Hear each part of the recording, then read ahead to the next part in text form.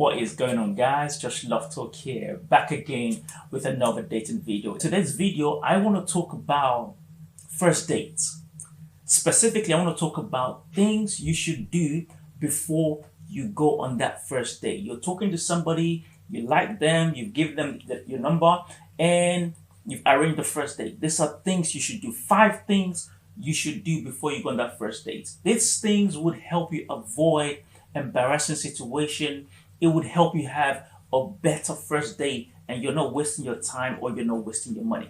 So before I get into it, please subscribe, hit the bell so you know when I post my videos, and also like, share, and comment.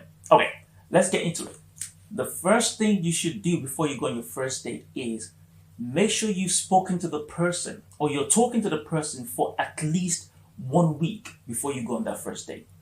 I would say 2 weeks, but minimum 1 week before you go on that first date. And when I say talking to the person, I'm not talking about like few texts here and there, or after the first conversation you guys got on well, you set up the date and then that's cool. No, consistently. It doesn't have to be every day, but consistently speak to the person.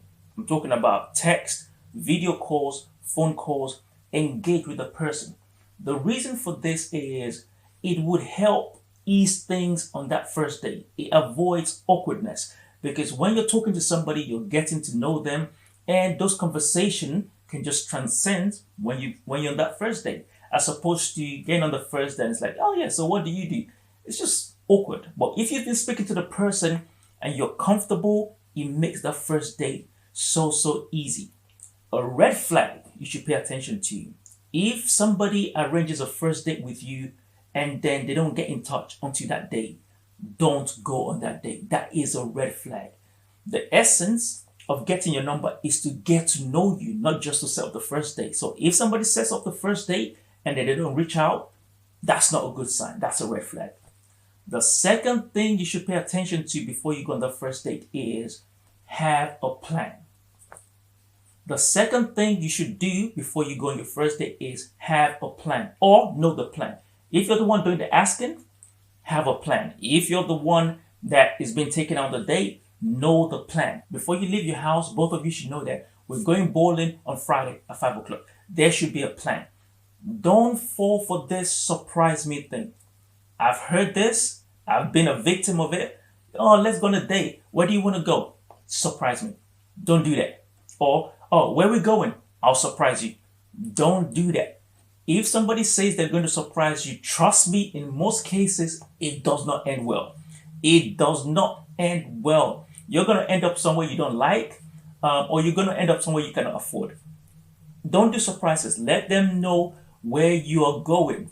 Let everybody know where they're going, so everybody knows what they're doing on the date. If it's bowling, then it's bowling. If they say, I don't like bowling, give them another option. If it's something you cannot afford, just cancel the date. Let everybody stay at home. Of course, it goes without saying, man them, if you're the one organizing the date, choose a date that fits your wallet. I'll say it again. Guys, if you're the one organizing the date, choose a date that fits your wallet. There is no point going on a date and you're putting out 3 credit cards to pay for a bill. There's no point going for a date and say, oh, do you mind paying half? I'll pay you back. This is just embarrassing situations you don't want to be in. There's no need for it. Choose a date you can afford. If you know that your wallet cannot carry it, don't do that date. Don't do that date. It's not by force. Okay? So have a plan and choose the date that fits your wallet. The third thing you should do before you go on your date is let them see you in totality. Show your full self to this person. The reason I'm saying this is because there's nothing worse than going out on the first date and you don't meet the person's expectations. Your date is already finished before it started. If you're going on a first date, she thinks you're 6'1" and you show up looking 5'7", it's done. It doesn't matter how much you spend. More times than not, that date is over. Okay, and you've wasted your time, you've wasted your money. So show yourself. If you're 5'7", let her know you're 5'7". If your hairline is not good, the edges are gone like mine, let her know. Don't be talking on video calls with do-rag on, and then on the day you're bored. Let them know everything. Women, the same thing too. Don't be sending them your Instagram photos from 5 years ago when you were size 12, if now you're size 18. I'm not shaming anybody. I'm just saying, let them know, let them see you. Send them to this photo, the one you took yesterday. Let them see that one. You get what I'm saying? The whole point is nobody is disappointed. Everybody knows what they're getting into, and they're choosing you for you. It's not because they have these expectations and you're not going to meet it. The fourth thing you should do before you go on your first date is make it clear what you want. You have to be explicit about what you're looking for. In that conversation, that 1 week, 2 week period, you want to say what you want from the jump, from the start. You want to say, this is what I'm looking for. Don't be going with the flow and, oh yeah, it's just nice. We're just having a nice conversation. Don't do that. If you're looking to date intentionally now, if you're just looking for someone to take you out, or you just want to be out with somebody, catch fun, nothing serious, then cool. But if you're being intentional, let them know what you want from the jump. Listen, I want a relationship. I'm looking to settle down. Do you want the same thing? Oh, no, I'm not sure. I'm just saying, let's just see how it goes. That's not for you. You want to date people that are like-minded, people that want the same thing as you. This way, nobody is wasting their time. No one is wasting their money. You're not going out and dealing with embarrassing situation like, oh, let's go half because I didn't think this date was worth it. You're not dealing with that. Everybody already knows where they stand. And if they don't want the same thing as you, then there's no date. It's not by force. There is no date. Just let it go. The last point is, before you go on the first date, give them room to choose you. This is so important because sometimes when we like somebody and we're trying to get that first date, or we're trying to get them to like us, we're just doing too much. You're the one that's always texting. You're the one that's always calling. You're the one that's just pushing the whole thing. They're just chilling. They're just entertaining you.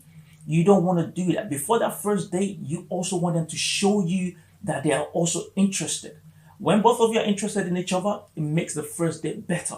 So hold back a little. Let them also message you. Let them also ask about your day. Let them also ask you questions about what's happening in your life, because that's a sign of interest. When somebody's messaging you asking, how's your day? How's that project? How did that project go? How's your mom? How's your sister? They're asking about what is happening in your life. That is sign of interest. You don't want to be the one doing it all the time. So if you notice that you're the one texting, you're the one initiating the calls, or every time you try to call them, they're busy, or they're saying, oh, no, I'm not sure, that is somebody that is not interested in you. Even if they agree to the date, chances are they're just doing it to just do something. And they're probably just taking advantage of you because they know you're so into them.